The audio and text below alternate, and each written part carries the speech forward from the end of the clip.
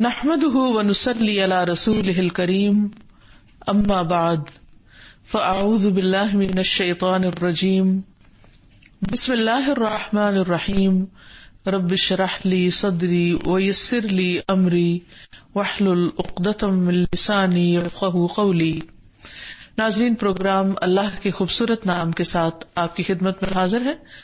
آج ہم انشاءاللہ اللہ سبحانہ تعالیٰ کے نام القدیر پر بات کریں گے۔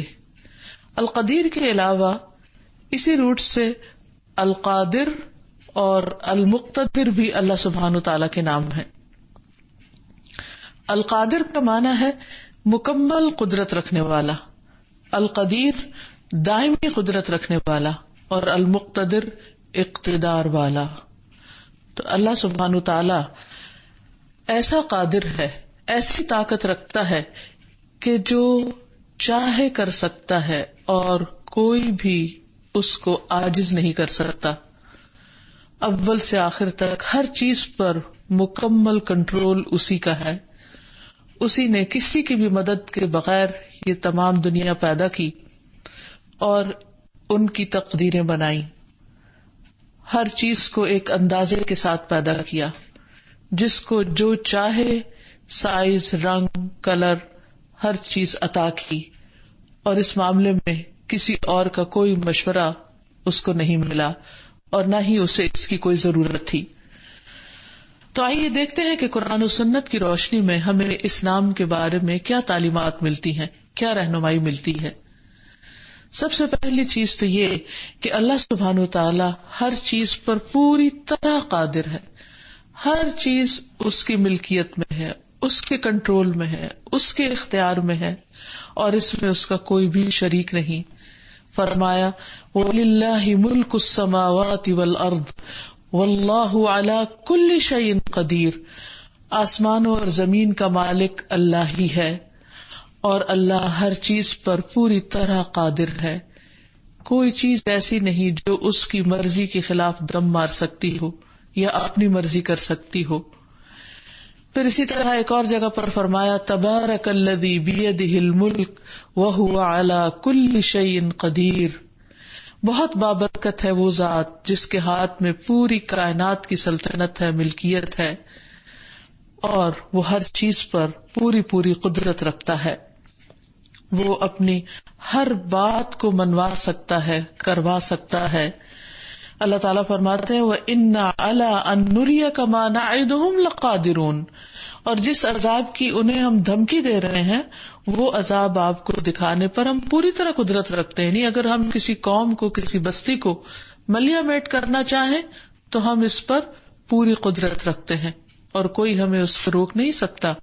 لیکن یہ اللہ تعالیٰ کی رحمت ہے کہ وہ گناہگاروں کو بھی مہلت دیتا رہتا ہے۔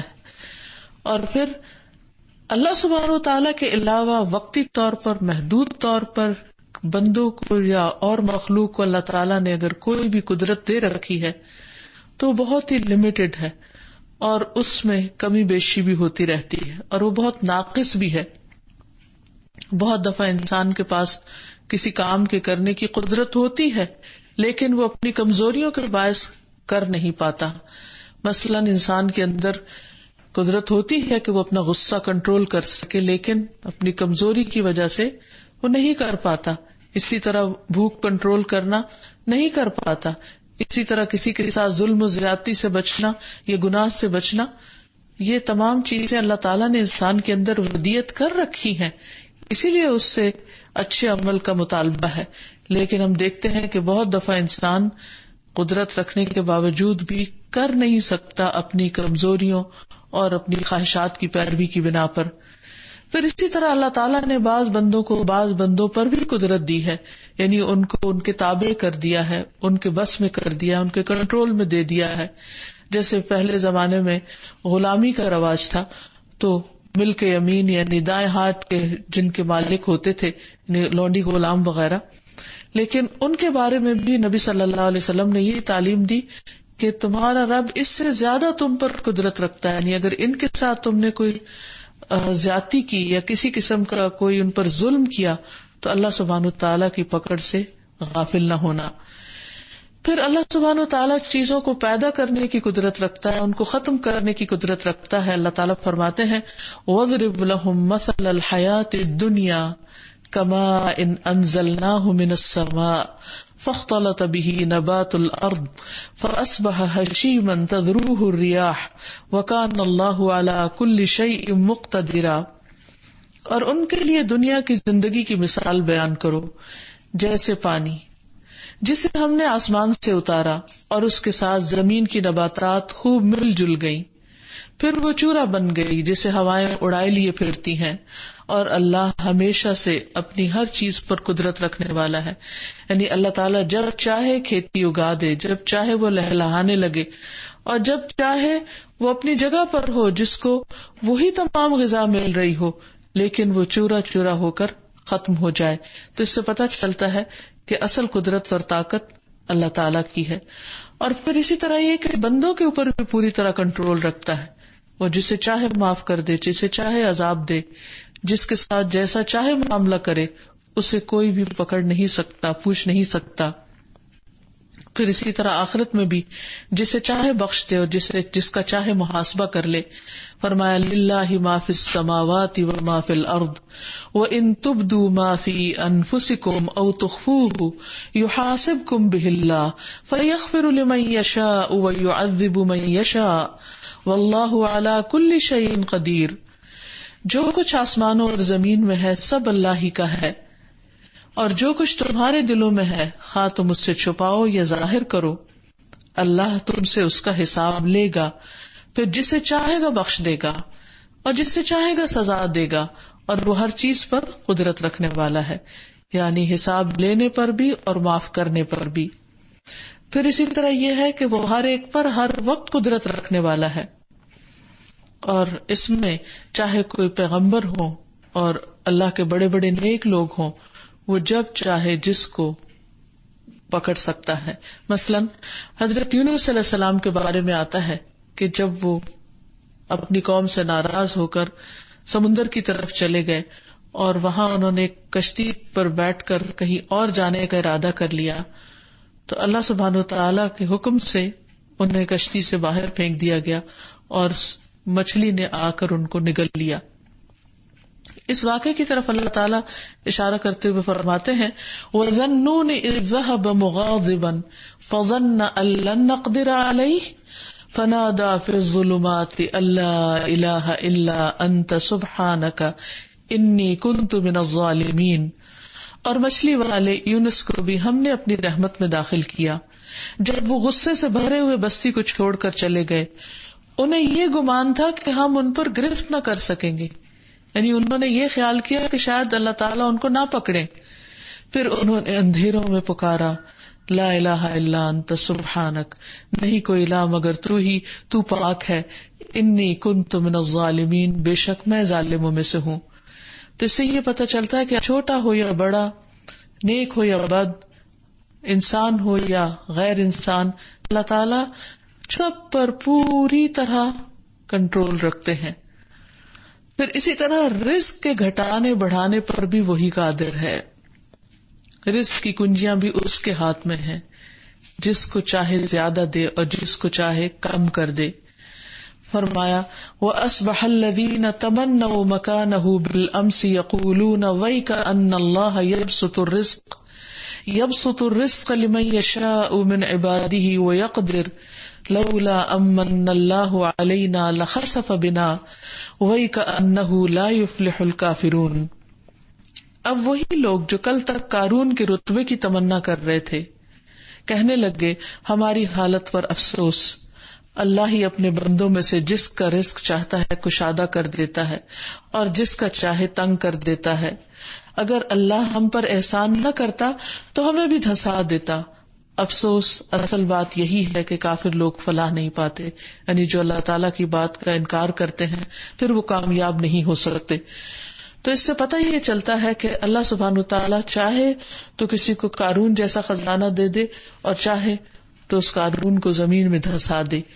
یہ دونوں چیزیں اس کے اپنے اختیار میں ہیں اور وہ ان پر پوری طرح قادر ہے. اسی طرح ایک اور جگہ پر فرمایا فَأَمَّا الْإِنسَانُ إِذَا مَا ابْتَلَاهُ رَبُّهُ فَأَكْرَمَهُ وَنَعَمَهُ فَيَقُولُ رَبِّي أَكْرَمَنِ وَأَمَّا إِذَا مَا ابْتَلَاهُ فَقَدَرَ عَلَيْهِ رِزْقَهُ فَيَقُولُ رَبِّي أَهَانَنِ. مگر انسان کا حال یہ ہے کہ جب اس کا پروردگار اسے آزمائش میں ڈالتا ہے اور اسے عزت اور نعمت دیتا ہے تو کہتا ہے میرے پروردگار نے مجھے عزت بخشی، اور جب اسے آزمائش میں ڈال کر اس کا رزق اس پر تنگ کر دیتا ہے تو کہتا ہے میرے پروردگار نے مجھے ذلیل کر دیا. تو اصل بات یہی ہے کہ کنٹرول تو پھر سارا اللہ سبحانہ وتعالی ہی کے پاس ہے. پھر اسی طرح بندوں کو خیر اور شر پہنچانے کا کنٹرول اللہ کے پاس ہے، وہی اس پر قادر ہے. فرمایا وَإِن يَمْسَسْكَ اللَّهُ بِضُرٍّ فَلَا كَاشِفَ لَهُ إِلَّا هُوَ وَإِن يَمْسَسْكَ بِخَيْرٍ فَهُوَ عَلَى كُلِّ شَيْءٍ قَدِيرٌ. اگر اللہ تجھے کوئی تکلیف پہنچائے تو اس کے سوا اسے کوئی دور کرنے والا نہیں، اور اگر وہ تجھے کوئی بھلائی پہنچائے تو وہ ہر چیز پر پوری طرح قادر ہے، ہر چیز اسی کے کنٹرول میں ہے. یعنی اگر انسان کو کوئی تکلیف پہنچتی ہے یا کوئی خیر پہنچتی ہے تو انسان کو ہمیشہ یاد رکھنا چاہیے کہ خیر اور بھلائی اللہ کی طرف سے، اور تکلیف کے خلاف مدد مانگنا یہ بھی اللہ ہی کی طرف انسان کو رجوع کرنا چاہیے، کیونکہ اسے دور کرنے کی طاقت بھی صرف اللہ ہی کے پاس ہے. پھر اسی طرح اللہ سبحانہ وتعالیٰ کی قدرت ایسی ہے اور اتنی زیادہ ہے کہ زمین اور سارے آسمان وہ اپنی مٹھی میں لے سکتا ہے، یعنی اتنی زیادہ قدرت ہے. فرمایا وَمَا قَدَرُ اللَّهَ حَقَّ قَدْرِهِ وَالْأَرْضُ جَمِيعًا قَبْضَتُهُ يَوْمَ الْقِيَامَةِ وَالسَّمَاوَاتُ مَطْوِيَّاتٌ بِيَمِينِهِ سُبْحَانَهُ وَتَعَالَى عَمَّا يُشْرِكُونَ. اور انہوں نے اللہ کی قدر نہیں کی جو اس کی قدر کا حق ہے، حالانکہ زمین ساری قیامت کے دن اس کی مٹھی میں ہوگی اور آسمان اس کے دائیں ہاتھ میں لپیٹے ہوئے ہوں گے. وہ پاک ہے اور بہت بلند ہے اس سے جو وہ شریک بنا رہے ہیں، یعنی اللہ تعالیٰ کا شریک کسی کو ٹھہرا رہے ہیں. تو اس سے یہ پتہ چلتا ہے کہ اللہ سبحانہ وتعالیٰ کی قدرت بے پناہ ہے. یعنی آپ سوچئے کہ آسمانوں کی وسعتوں کا انسان اندازہ نہیں لگا سکتا، انسان کی عقل دنگ رہ جاتی، اس کی نگاہ تھک کر لوٹ آتی ہے، لیکن وہ تصور نہیں کر سکتا کہ سب کچھ کتنا بڑا ہے. لیکن اللہ سبحانہ وتعالیٰ کی قدرت اور طاقت اس سے کہیں بڑی ہے کہ وہ یہ سب چیزیں اس کے نزدیک بہت ہی معمولی ہیں، اور انہی کے بارے میں فرمایا کہ تو قیامت کے دن بھی اس کی مٹھی میں ہوں گی. پھر اسی طرح اللہ تعالیٰ نے جب سے انسان کو پیدا کیا، جو بھی مخلوقات بنائی ان کو پھیلاتا چلا جا رہا ہے. انسان زمین پر آدم اور حوا کی اولاد کس طرح دنیا کے کونے کونے میں پھیل گئے ہیں، اور پھر ایک جنریشن کے بعد ایک جنریشن آ رہی ہے. اسی طرح اللہ تعالیٰ نے بے پناہ ستارے سیارے بنائے، بہت سی گیلیکسیز، اور پھر ان کے اندر بھی وسعت پیدا ہو رہی ہے، نئی نئی گیلیکسیز جنم لے رہی ہیں. لیکن یہ جتنا بھی پھیلاؤ ہے اس کے اذن سے، اور جب چاہے واپس ان کو کنٹرول کر لے. اس کے بارے میں فرمایا وَمِنْ آيَاتِهِ خَلْقُ السَّمَاوَاتِ وَالْأَرْضِ وَمَا بَثَّ فِيهِمَا مِنْ دَابَّةٍ وَهُوَ عَلَى جَمْعِهِمْ إِذَا يَشَاءُ قَدِيرٌ. اور اسی کی نشانیوں میں سے آسمان اور زمین کی پیدائش ہے، اور جو اس نے ان دونوں میں کوئی بھی جاندار پھیلا دیے ہیں وہ ان کو اکٹھا کرنے پر جب چاہے پوری طرح قادر ہے. یعنی ابھی تو اس نے پھیلا رکھے اور جس دن چاہے ان سب کو واپس سمیٹ لے، اس کے لیے یہ کچھ بھی مشکل نہیں. پھر اسی طرح اللہ سبحانہ تعالیٰ قوموں کو بدلنے پر بھی پوری طرح قادر ہے.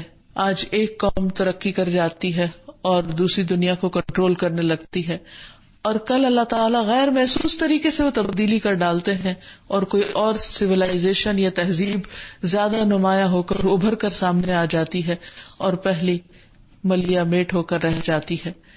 اور ہر کچھ عرصے کے بعد دنیا ایک نئی تبدیلی دیکھتی ہے. یہ سب تبدیلیاں کون کر رہا ہے؟ اس کا مالک اور اس پر قادر بھی دراصل اللہ تعالی ہے. فرمایا فلا اقسم برب المشارق والمغارب انا لقادرون على ان نبدل خيرا منهم وما نحن بمسبوقين.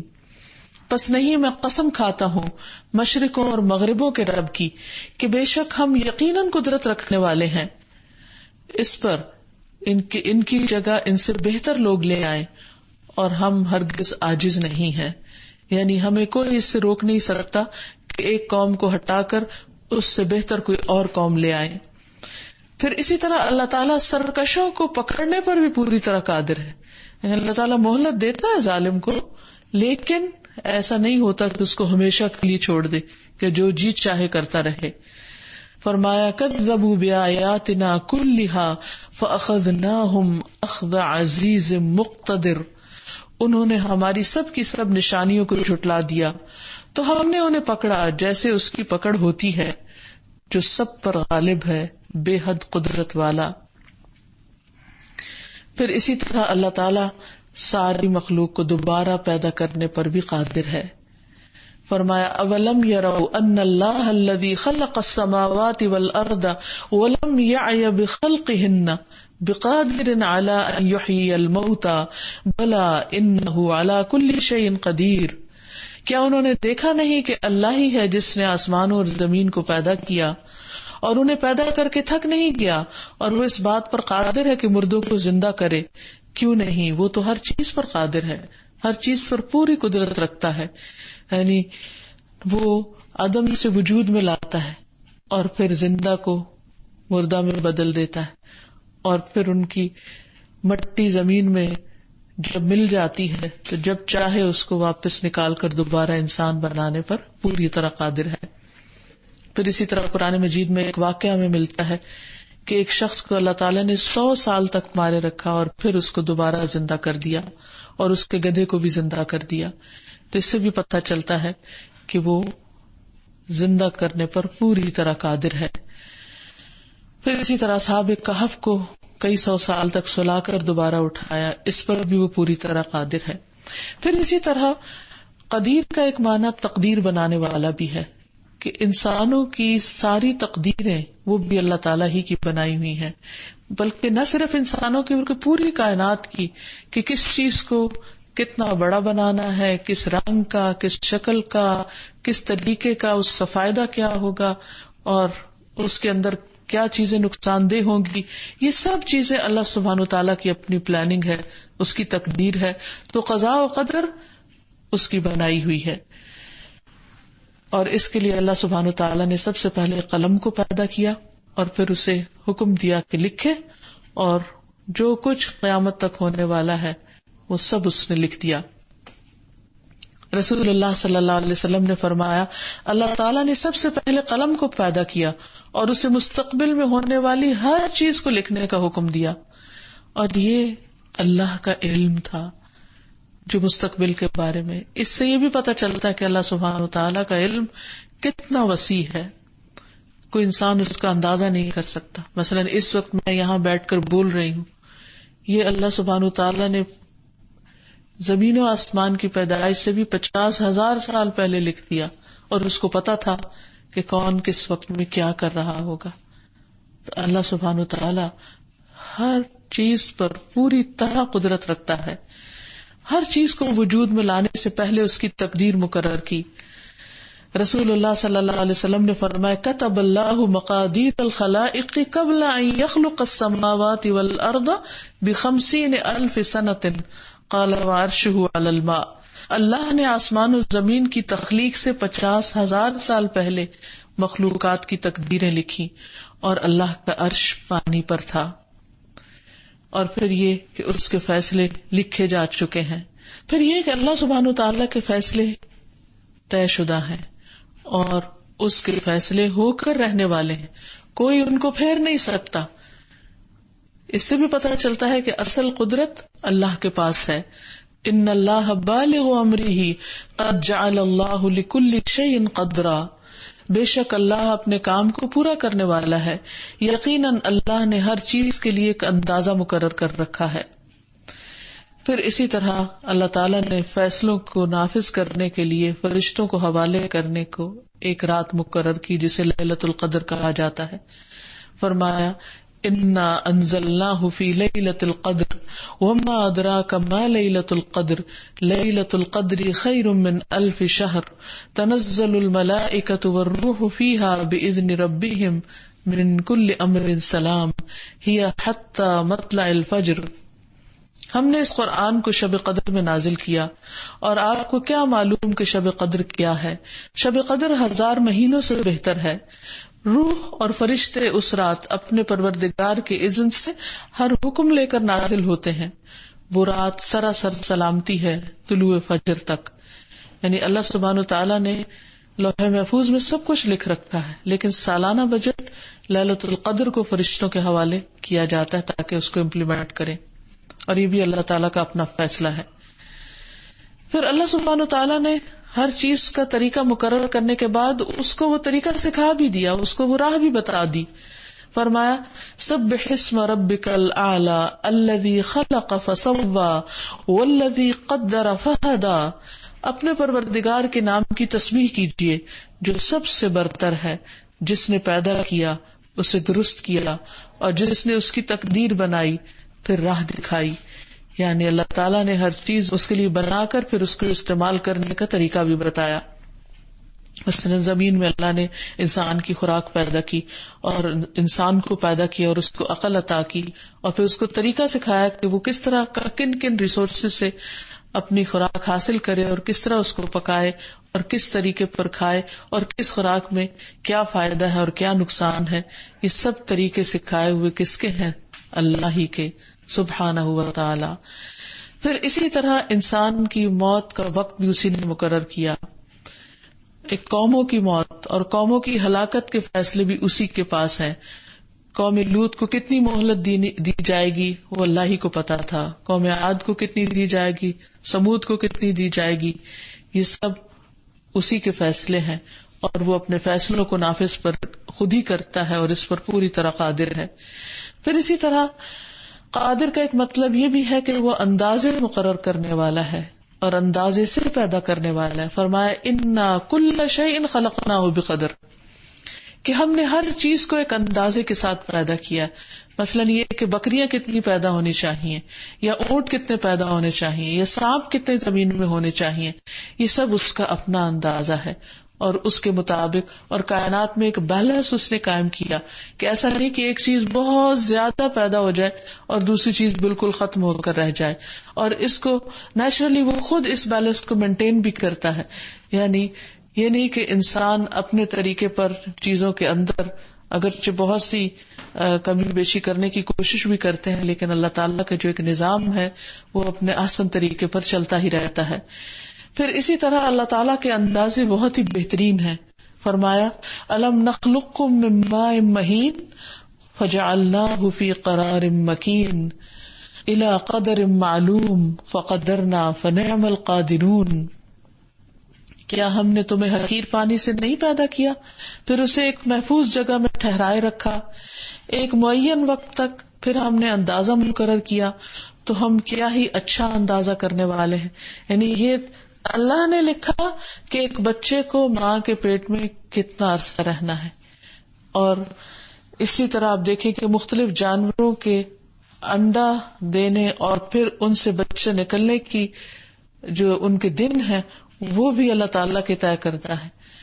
کچھ انڈوں سے بچے 2 دن میں نکل آتے ہیں، تو کوئی 7 دن میں، تو کوئی 14 دن میں، اور کوئی 21 دن میں۔ یہ سب فیصلے اللہ سبحانہ وتعالیٰ کے ہیں، یہ سب اندازے اسی نے مقرر کیے، اور وہ بہترین طریقے پر مقرر کرنے والا ہے۔ پھر اسی طرح انسان کی تخلیق کن کن مرحلوں میں ہوگی، کتنے اتوار سے انسان گزرے گا، کتنے مہینے بعد پیدا ہوگا، اور اس میں بھی کس دن اور کس گھنٹے پر وہ پیدا ہوگا۔ کسی ڈاکٹر سے اگر پوچھیں کہ وہ ایگزیکٹ وقت بتا سکے تو وہ نہیں بتا سکتا، کیونکہ یہ اللہ سبحانہ وتعالیٰ ہی کا اندازہ ہے۔ سورج کا اندازہ بھی اسی نے مقرر کیا۔ فرمایا والشمس تجری لمستقر لها ذلك تقدیر العزیز العلیم، اور سورج اپنے ایک ٹھکانے کے لیے چل رہا ہے، یہ اس سب پر غالب سب کچھ جانے والے کا اندازہ ہے۔ اور سورج اپنے ایک ٹھکانے کے لیے چل رہا ہے، یہ اس سب پر غالب سب کچھ جاننے والے کا اندازہ ہے کہ سورج کو کس راستے سے گزرنا ہے اور کب تک اپنا یہ کام کرتے رہنا ہے اور کب اس کو ختم ہو جانا ہے۔ پھر دن اور رات کا اندازہ بھی وہی کرتا ہے۔ فرمایا واللہ یقدر اللیل والنہار، رات اور دن کا اندازہ اللہ رکھتا ہے کہ کس موسم میں رات کتنی لمبی ہوگی اور دن کتنا چھوٹا ہوگا، اور کب دن لمبے ہوں گے اور رات چھوٹی ہوگی، یہ بھی اس کا طے کردہ ہے، اور اس میں انسان اپنی مرضی سے کوئی تبدیلی نہیں کر سکتا۔ پھر اسی طرح آسمان سے جو بارش برستی ہے اس کا اندازہ بھی اللہ ہی کے پاس ہے۔ پھر اسی طرح آسمان سے جو بارش برستی ہے اس کا اندازہ بھی اللہ تعالیٰ ہی کرتا ہے، اندازے سے وہی پانی برساتا ہے۔ وَالَّذِي نَزَّلَ مِنَ السَّمَاءِ مَاءً بِقَدَرٍ فَأَنشَرْنَا بِهِ بَلْدَةً مَيْتًا كَذَلِكَ تُخْرَجُونَ، اور وہ جس نے آسمان سے ایک اندازے کے ساتھ پانی اتارا، پھر ہم نے اس کے ساتھ ایک مردہ شہر کو زندہ کر دیا، یہ اسی طرح تم نکالے جاؤ گے، یعنی اسی طرح تم بھی دوبارہ پیدا کیے جاؤ گے۔ پھر یہ کہ بارش بھی اللہ سبحانہ وتعالیٰ کے مقرر کردہ اندازے کے مطابق اترتی ہے، اور اسی کے مطابق پانی واپس بادلوں کی طرف چلا جاتا ہے۔ ہر روز کتنے سمندروں سے کتنا پانی اوپر جائے گا اور کتنا برسے گا اور واپس کس طرح دوبارہ سمندروں میں چلا جائے گا، یہ واٹر سائیکل جو ہے اس کا پورا سسٹم اللہ سبحانہ وتعالیٰ ہی کا بنایا ہوا ہے، انسان اپنی مرضی سے اس میں کوئی کمی بیشی نہیں کر سکتا۔ اللہ تعالیٰ فرماتے ہیں وَأَنزَلْنَا مِنَ السَّمَاءِ مَاءً بِقَدَرٍ فَأَسْكَنَّاهُ فِي الْأَرْضِ وَإِنَّا عَلَى ذَهَابٍ بِهِ لَقَادِرُونَ، اور ہم نے آسمان سے ایک اندازے کے ساتھ کچھ پانی اتارا، پھر اسے زمین میں ٹھہرایا، یقیناً ہم اسے کسی بھی طرح لے جانے پر ضرور قادر ہیں۔ اسی طرح جب برف اترتی ہے تو آپ دیکھیں کہ جب سنو گرتی ہے تو ایک وقت کے بعد رک جاتی ہے، اگر وہ رکے نہیں اور گرتی رہے تو بستیوں کی بستیاں برف کے اندر دب جائیں، لیکن اللہ سبحانہ وتعالیٰ ایک اندازے کے مطابق ہی اتارتے ہیں۔ پھر ایک یومیہ اندازہ ہوتا ہے، پھر ایک سالانہ اندازہ ہوتا ہے کہ کس سال کتنی بارش کہاں پر برسے گی اور کہاں نہیں برسے گی، یہ سب اسی کا طے شدہ نظام ہے۔ پھر اسی طرح اللہ سبحانہ وتعالی موت کا وقت مقرر کرنے والا ہے، فرمایا نحن قدرنا بینکم الموت وما نحن بمسبوقین علی ان نبدل امثالکم وننشئکم فیما لا تعلمون، ہم نے ہی تمہارے درمیان موت کا وقت مقرر کیا ہے اور ہم ہرگز عاجز نہیں ہیں اس بات سے کہ تمہاری جگہ تمہارے جیسے اور لوگ لے آئیں اور نئے سرے سے تمہیں ایسی صورت میں پیدا کر دیں جو تم جانتے نہیں، یعنی تمہاری شکلیں بدل کے کچھ اور بنا دے تمہیں، یہ تم اس کو روک نہیں سکتے، تم کچھ بھی نہیں کر سکتے۔ جیسے کچھ قوموں کی شکلیں اللہ تعالیٰ نے بگاڑ دی تھی اور ان کو بندر اور خنزیر بنا دیا تھا۔ پھر اسی طرح رسول اللہ صلی اللہ علیہ وسلم نے فرمایا جب تم میں سے کسی کی موت کسی زمین پر مقرر ہوتی ہے تو اسے وہاں جانے کی ضرورت پیش آ جاتی ہے۔ جب اپنے انتہا کے مقام تک انسان پہنچ جاتا ہے تو اللہ تعالیٰ اس کی روح قبض کر لیتے ہیں۔ تو یہ بھی اللہ تعالیٰ کا اندازہ ہے اور صرف اسی کے علم میں ہے کہ کس کو کب کہاں کس زمین پر فوت ہونا ہے۔ پھر اسی طرح اللہ سبحانہ وتعالیٰ کے اس نام کو پہچاننے کے بعد انسان کے اندر اس کے اثرات نظر آنے چاہیے۔ تو اب جبکہ ہم نے اللہ سبحانہ وتعالیٰ کے ان ناموں کو سمجھ لیا کہ وہ القادر ہے، القدیر ہے، المقتدر ہے، تو پھر اس کے اثرات ہماری زندگی پر کیا ہونے چاہیے، آئیں اس کے بارے میں تھوڑا سا دیکھتے ہیں۔ سب سے پہلی بات تو یہ کہ انسان اللہ کی قدر پہچاننے والا ہو۔ اللہ تعالیٰ کا شکوہ ہے وما قدر اللہ حق قدرہ، انہوں نے اللہ کی قدر نہیں پہچانی جیسے پہچاننے کا حق ہے۔ تو ہمیں اللہ تعالیٰ کی عظمت کو محسوس کرنا چاہیے، اس کی قدرت کو جان کر اس کی قوت اور اس کی طاقت کا اندازہ لگائیں اور اس کے آگے جھک جائیں۔ پھر اسی طرح اللہ سبحانہ تعالیٰ کی آیات پر غور و فکر کرنا چاہیے، مختلف چیزوں کے اندر جو تبدیلیاں آتی رہتی ہیں ان پر غور کرنا چاہیے اور ان سے سبق لینا چاہیے۔ پھر اسی طرح یہ کہ انسان اللہ تعالیٰ کے فیصلوں پر راضی رہے، کیونکہ اللہ تعالیٰ نے جو بھی کسی کی تقدیر بنائی ہے وہ بہت عدل اور انصاف کے ساتھ، اس کے کسی فیصلے میں کوئی ظلم نہیں، اور اللہ تعالیٰ کسی پر ظلم کرتا بھی نہیں۔ ابو سعید خدری سے روایت ہے، رسول اللہ صلی اللہ علیہ وسلم نے فرمایا، اے ابو سعید، جو اللہ کے رب ہونے، اسلام کے دین ہونے اور محمد صلی اللہ علیہ وسلم کے نبی ہونے پر راضی ہو گیا، اس کے لیے جنت واجب ہو گئی۔ سعید نے اس بات پر تعجب کیا اور عرض کیا، اے اللہ کے رسول صلی اللہ علیہ وسلم، ان کو مجھ پر دوبارہ شمار فرمائیں۔ آپ نے ایسا ہی کیا، یعنی کیا چیز دوبارہ مجھے بتائیں، کیونکہ یہ جنت میں لے جانے والی۔ تو جو شخص تقدیر پر راضی نہیں ہوتا یا تقدیر پر اعتراض کرتا ہے، وہ دراصل اللہ کی ربوبیت کو نہیں مانتا اور اللہ کے رب ہونے کا انکار کرتا ہے۔ تو اس لیے اللہ کے فیصلوں کو انسان خوش دلی سے قبول کرے۔ پھر اسی طرح اللہ سبحانہ و تعالیٰ قادر ہے تو ہمیں اللہ تعالیٰ سے محبت کرنی چاہیے۔ والذین آمنوا اشد حبا للہ، اپنے آپ کو اللہ کے سپرد کر دینا چاہیے اور اللہ تعالیٰ سے اچھی امید رکھنی چاہیے، اور یہ یاد رکھنا چاہیے کہ تقدیر پر ایمان لانا ضروری ہے۔ تقدیر پر ایمان لائے بغیر ایمان مکمل نہیں ہوتا۔ رسول اللہ صلی اللہ علیہ وسلم نے فرمایا، کوئی بندہ اس وقت تک مومن نہیں ہو سکتا جب تک اچھی اور بری تقدیر پر ایمان نہ لائے، یہاں تک کہ وہ جان لے کہ جو چیز اسے ملنے والی تھی وہ اس سے چوک نہیں سکتی تھی، کہیں اور نہیں جا سکتی تھی، اور جو چیز اس سے چوک گئی یعنی اس کو نہیں ملی، وہ اسے کسی صورت مل نہیں سکتی تھی۔ اگر انسان کا اس بات پر یقین ہو جائے تو سارے غم ہی زندگی سے ختم ہو جائیں۔ رسول اللہ صلی اللہ علیہ وسلم نے فرمایا، کوئی شخص اس وقت تک مومن نہیں ہو سکتا جب تک اچھی بری تقدیر پر ایمان نہ لائے، اور جب انسان کو کوئی تکلیف آئے تو انسان اس وقت یہی کہے کہ قل لن یصیبنا الا ما کتب اللہ لنا، کہہ دیجئے ہمیں ہرگز کچھ نہیں پہنچا مگر وہ جو اللہ نے ہمارے لیے لکھا تھا۔ یعنی یہ امتحان اور آزمائش لکھی تھی وہ ہمیں آ گئی، کیونکہ اللہ تعالیٰ نے دنیا امتحان ہی کے لیے بنائی ہے۔ اور پھر اسی طرح یہ کہ انسان کو یہ بھی یقین ہونا چاہیے کہ جو تکلیف آ گئی ہے وہ ٹل نہیں سکتی تھی، اور وہ کسی انسان کے بس اور قدرت میں نہیں کہ اس کو پھیر سکے۔ پھر اسی طرح تقدیر کے فیصلوں کو جاننے کی کوشش نہیں کرنی چاہیے، کیونکہ اس پر گفتگو سے منع کیا گیا ہے۔ انسان ہمیشہ بس یہ یاد رکھے کہ ساری قدرت اللہ کے پاس ہے اور وہ اس قدرت اور طاقت کو بے جا استعمال نہیں کرتا۔ نبی صلی اللہ علیہ وسلم نے فرمایا، جب میرے صحابہ کا ذکر ہونے لگے تو خاموش رہنا، جب ستاروں کا ذکر ہونے لگے تو خاموش رہنا، جب تقدیر کے مسئلے کا ذکر ہونے لگے تو خاموش رہنا، یعنی تقدیر کے بارے میں بحث نہیں کرنی۔ ابن عباس کہتے ہیں کہ رسول اللہ صلی اللہ علیہ وسلم نے یہ بھی فرمایا کہ جس شخص نے علم نجوم حاصل کیا اس نے جادو کا ایک حصہ سیکھ لیا، اور جتنا سیکھے گا اتنا ہی زیادہ جادو میں مبتلا ہوگا۔ تو اس سے بھی پتہ چلتا ہے کہ انسان تقدیر کے علاوہ علم نجوم میں دلچسپی نہ رکھے۔ پھر اسی طرح نجومیوں کے پاس جا کر عبادات ضائع ہو جاتی ہیں۔ بعض لوگ غیب کی خبریں معلوم کرنے کے لیے ایسے لوگوں کے پاس جاتے ہیں جن کو نجومی یا عراف کہا جاتا ہے۔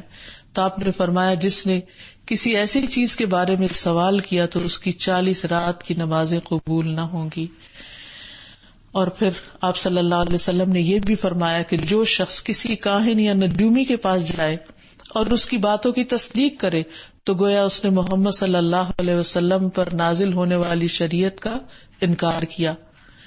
ایسا شخص اعلیٰ درجات سے محروم ہو جاتا ہے۔ ابو درداء سے روایت ہے کہ رسول اللہ صلی اللہ علیہ وسلم نے فرمایا، جس نے کہانت کی یا جس کے لیے کی گئی یا جو بدشگونی لیتے ہوئے سفر سے واپس آ گیا، یعنی نکلا تھا جانے کو تو راستے میں کہا جی کالی بلی نے رستہ کاٹ دیا اور اپنا سفر چھوڑ دیا، وہ اعلیٰ درجات تک رسائی حاصل نہیں کر سکتا۔ پھر ایک اور چیز یہ کہ انسان لیلۃ القدر کو پانے کی کوشش کرے اور اس میں قیام بھی کرے اور آخری عشرے میں اس کا اہتمام کرے، اس کی تیاری بھی کرے۔ پھر یہ کہ انسان اللہ سبحانہ و تعالیٰ سے دعا کرتا رہے کہ وہ اس کو تقدیر کے فیصلوں پر راضی کر دے اور اللہ تعالیٰ کی قدرت کے عجائب کو دیکھنے کی صلاحیت عطا کرے۔ پھر اسی طرح اللہ سبحانہ و تعالیٰ کی اس نام کے ساتھ دعا بھی کرے کہ ربنا اتمم لنا نورنا واغفر لنا انک علی کل شیء قدیر، اے ہمارے رب ہمارے لیے ہمارا نور پورا کر دے اور ہمیں بخش دے، یقیناً وہ ہر چیز پر قادر ہے، اے اللہ یقیناً تو ہر چیز پر قادر ہے۔ پھر اسی طرح جب انسان پر کوئی مشکل پیش آئے یا کوئی فیصلہ اس کو قبول کرنے میں دقت ہو رہی ہو تو انسان اللہ کی رضا کی خاطر یہ کہے قدر اللہ وما شاء فعل. رسول اللہ صلی اللہ علیہ وسلم نے فرمایا جو چیز تمہیں فائدہ دیتی ہے اس میں رغبت کرو، یعنی کوشش کرو، محنت کرو، فائدے کی چیزیں تلاش کرو اور اللہ سے مدد مانگو، عاجز نہ آؤ. اور اگر تمہیں کوئی مصیبت آ جائے تو یوں نہ کہو کہ اگر میں اس طرح کرتا تو یوں ہوتا، بلکہ یوں کہو قدر اللہ وما شاء فعل. اللہ نے یہی مقدر کیا تھا اور اللہ نے جو چاہا کیا، یعنی کیونکہ قدیر وہ ہے تو اسی کی قدرت نافذ ہونے والی ہے. کیونکہ لفظ اگر سے شیطان کا کام شروع ہو جاتا ہے، کاش اور اگر اف اینڈ بٹس نہیں کرنے چاہیے. پھر اسی طرح اگر انسان کو لیلۃ القدر نصیب ہو تو اس کی دعا پڑھنی چاہیے، اور وہ دعا رسول اللہ صلی اللہ علیہ وسلم نے سکھائی ہے، اللہم انک عفو تحب العفو فاعف عنی.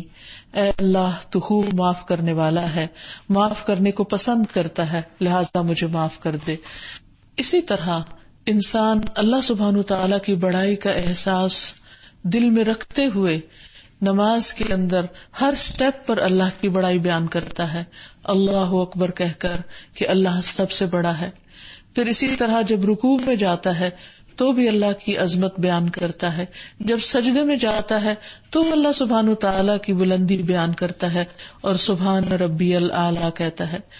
اس بارے میں حدیث میں آتا ہے، حذیفہ رضی اللہ عنہ فرماتے ہیں کہ میں نے ایک رات نبی صلی اللہ علیہ وسلم کے ساتھ نماز پڑھی. آپ نے سجدہ کیا اور پڑھا سبحان ربی الاعلیٰ. آپ کا سجدہ بھی آپ کے قیام کے برابر تھا، یعنی آپ صلی اللہ علیہ وسلم جتنی دیر کھڑے ہوئے اتنی دیر سجدے میں پڑے رہے اور سبحان ربی الاعلیٰ پڑھتے رہے. پھر اسی طرح نماز کے اندر دعائے قنوت کا پڑھنا. حضرت حسن بن علی رضی اللہ عنہما نے بیان کیا ہے کہ رسول اللہ صلی اللہ علیہ وسلم نے مجھے کچھ کلمات سکھائے جنہیں میں وتر میں کہا کروں، اور وہ یہ ہیں، اللہم اہدنی فیمن ہدیت وعافنی فیمن عافیت وتولنی فیمن تولیت وبارک لی فیما اعطیت وقنی شر ما قضیت فانک تقضی ولا یقضی علیک انہ لا یذل من والیت ولا یعز من عادیت تبارکت ربنا وتعالیت. یعنی اس کے آخر میں جو تعالیت ہے اللہ سبحانہ وتعالیٰ کی صفت المتعال اور العلی کو بیان فرما رہی ہے. ترجمہ ہے، اے اللہ جن لوگوں کو تو نے ہدایت دی ہے مجھے بھی ان کے ساتھ ہدایت دے، جن کو تو نے عافیت دی ہے مجھے بھی ان کے ساتھ عافیت دے، اور جن کا تو ولی ہے، والی ہے، دوست ہے، محافظ ہے، ان کے ساتھ میرا بھی والی بن جا، یعنی میرا بھی مددگار بن جا. اور جو نعمتیں تو نے عطا فرمائی ہیں ان میں مجھے برکت عطا فرما، یعنی جو زندگی، صحت، اولاد وغیرہ جو کچھ بھی دیا ہے، اور جو فیصلے تو نے فرمائے ہیں ان کے شر سے مجھے محفوظ رکھ. بلا شبہ فیصلے تو ہی کرتا ہے، تیرے مقابلے میں کوئی فیصلہ نہیں کرتا، اور جس کا تو والی اور محافظ ہو وہ کہیں ذلیل نہیں ہو سکتا، یعنی جو تیری پروٹیکشن میں ہو پھر کوئی اس کو بے عزت نہیں کر سکتا، اور جس کا تو مخالف ہو جائے وہ کبھی عزت نہیں پا سکتا. تو بڑی برکتوں اور عظمتوں والا ہے، اے ہمارے رب بہت بلند و بالا ہے، یعنی سب سے بڑا تو ہی ہے، سب سے اونچا تو ہی ہے، اور باقی ہم سب تیرے ہی غلام اور تیرے بندے ہیں. تو اس طرح انسان نماز کے اندر اللہ سبحانہ وتعالیٰ کو جتنی تڑپ اور درد کے ساتھ اور عاجزی کے ساتھ پکارتا ہے اتنا ہی وہ رب کے اور زیادہ قریب ہو جاتا ہے. اور سب سے زیادہ قرب انسان کو سجدے کی حالت میں اللہ تعالیٰ کا نصیب ہوتا ہے، جس میں بندہ سب سے نیچے ہو جاتا ہے، اور اس وقت وہ یہ تصور کر کے کہ اللہ سب سے اونچا ہے وہ بار بار پکارتا ہے سبحان ربی الاعلیٰ. تو ہم اللہ سبحانہ تعالیٰ سے دعا کرتے ہیں کہ وہ ہمیں اپنے ناموں کی مکمل معرفت عطا کرے، ان پر ہمیں ایمان نصیب کرے، اور اسے ان صفات کو اللہ تعالیٰ کی کھلے دل سے قبول کرنے کی توفیق عطا فرمائے اور وہ ہم سے راضی ہو جائے اور ہمارا اختتام ایمان پر خاتمہ بالخیر فرمائے. وآخر دعوانا ان الحمد للہ رب العالمین.